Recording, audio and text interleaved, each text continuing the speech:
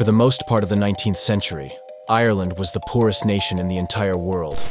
And even under in British occupation, its citizens were often considered second-class, agrarian, and illiterate people. But now, a lot has changed.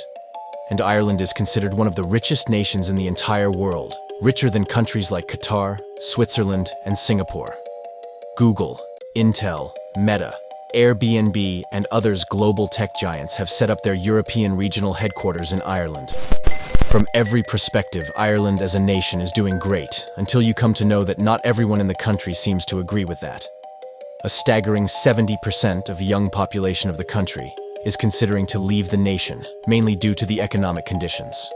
This raises the question of how citizens of one of the world's most prosperous nation are looking to establish their careers elsewhere. This dilemma illustrates one of the unique economic challenges that Ireland is grappling with, and upon closer examination, the reality appears far more disheartening than it may seem from the outside. This is the distinctive story of Ireland's economic miracle.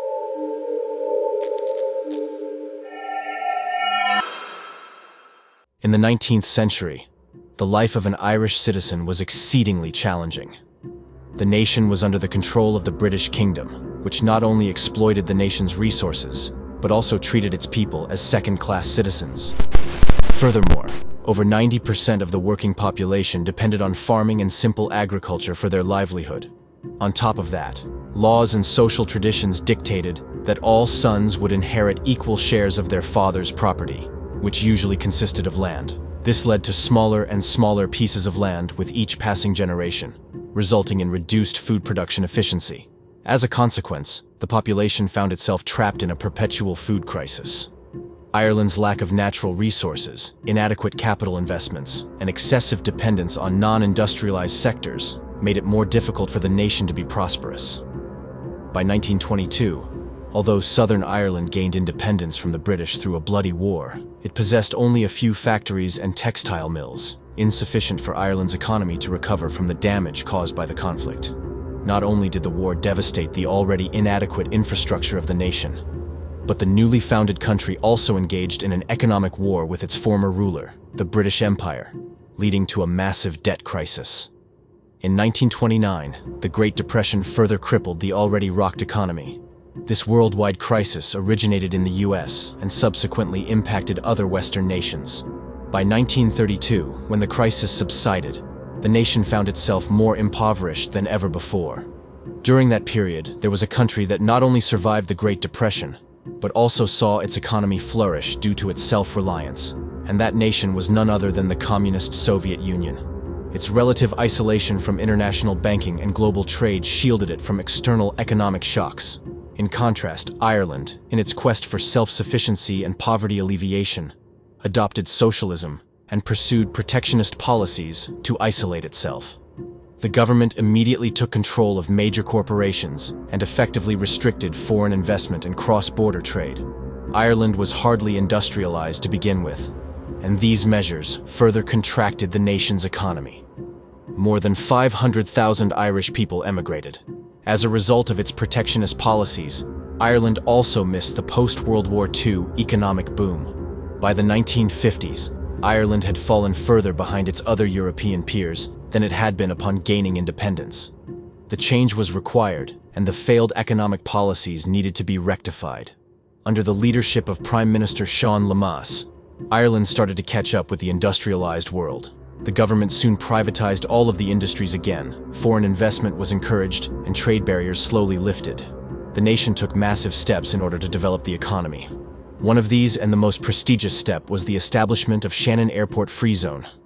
This was an industrial park where companies were not taxed on the manufacturing of goods until they left this zone. Since this park was essentially established around an airport, this meant that the country could only attract the companies that manufactured very small and high-value-adding products such as aircraft parts, computer components, and diamonds. For any other country, this is kind of limiting its full potential. But considering the fact that Ireland did not have that much population, this proved to be a miracle for the nation. The park drew the attention of some of the most valuable companies globally, including Microsoft, Intel, and Apple. These entities chose to establish a presence there not due to Ireland's significance as a market, but rather because of favorable tax loopholes, enabling substantial tax savings. This influx significantly contributed to the growth of the Irish economy, positioning it in competition with thriving economies like Singapore and South Korea, both of which were experiencing substantial economic booms during that period. This also helped the nation to become the aviation giant, as more than 22% of the passenger airplanes flying around the world are leased by Irish companies. But in 2008, Ireland was once again hit hard by the financial crisis. To address this crisis, the Irish government transformed the country into a tax haven by lowering taxes. This attracted numerous American companies that channeled their global profits through Ireland, where they still did not have to pay taxes, but they parked their profits in Ireland. This helped Ireland to immediately recover from the crisis and saw a rapid growth. It also led to the creation of numerous high-paying tech jobs and established Ireland as the Silicon Valley of Europe. However, if all of this was benefiting the economy, then why are its citizens not satisfied with it? Before further moving on, if you have watched this video so far, then please hit the like and subscribe button to support the channel.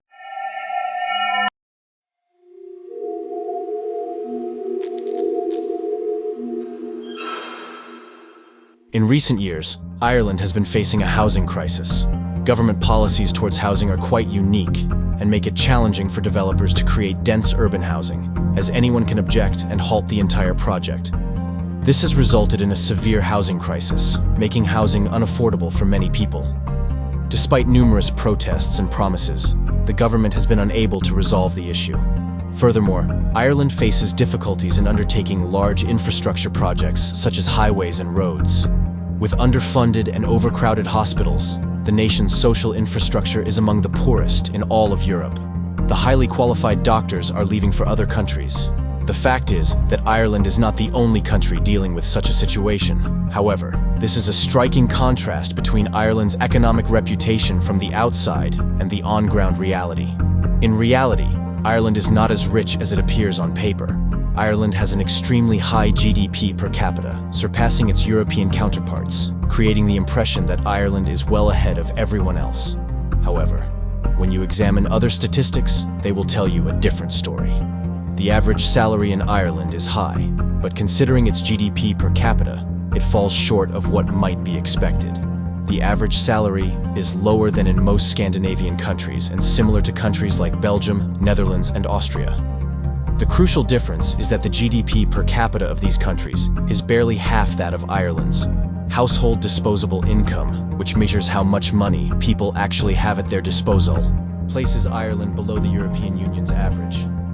There is a stark disconnect between the data and the actual reality. Irish GDP figures are significantly inflated to the point that they don't make any sense. This is because the Irish economy is primarily driven by global corporations shifting their profits to Ireland. Profits that were neither generated in Ireland nor Irish economy got benefited from them. Consequently, the benefits of such a high GDP per capita are rarely transferred to its citizens, and it's challenging to consider Ireland as a wealthy nation. There are two sides of the Irish economy.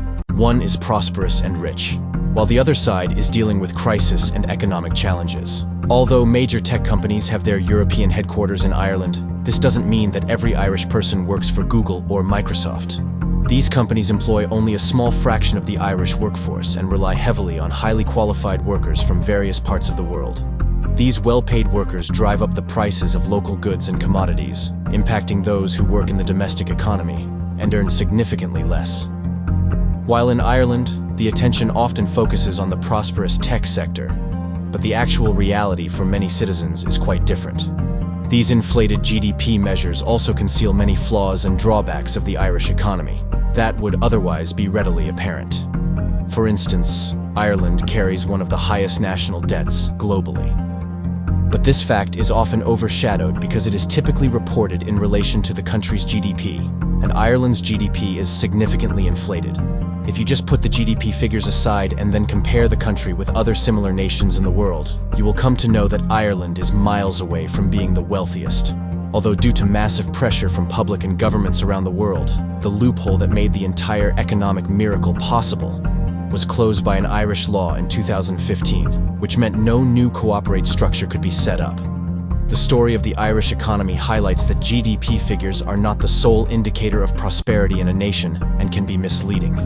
Major tax loopholes can have devastating effects on the domestic economy if they do not benefit the domestic market.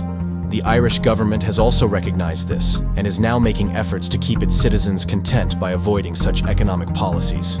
We can only hope for the best. In the midst of various challenges, Ireland holds great promise for further growth, attracting significant interest from investors. Reflecting on a similar scenario in the 1980s, there was a nation that garnered global attention and was on the brink of becoming the next global superpower, Japan. And if you want an in-depth exploration of the intriguing story of how a single move by America led to the decline of Japan's glory, click on the video to the right, and I will see you there.